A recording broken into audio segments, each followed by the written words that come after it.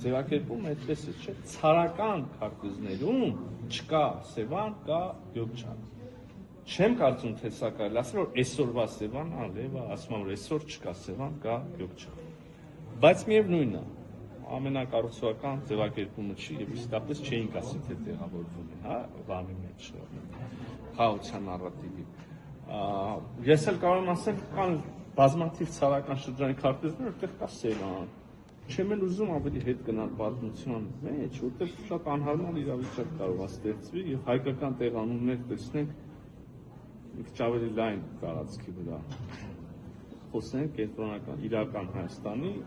իրական այսօրվա սահմանների, Ադրբեջանի կողմից ճանաչված սահմանների մասին, ասում եք ապա կառուցողական նարատիվներ, քայլեր, գնահատականներ, լավ, բայց մյուս կողմից եկեք նայենք իրականում ինչ կա։ Կա ստորագրություն Ալմա-Աթայի հռչակագրով սահմանների փոխադարձ ճանաչման, տարածքային ամբողջականության փոխադարձ ճանաչման վերաբերյալ։ Իմ համար որպես կառավարության անդամի սրա կշիռը անհամեմատ ավելի մեծ է։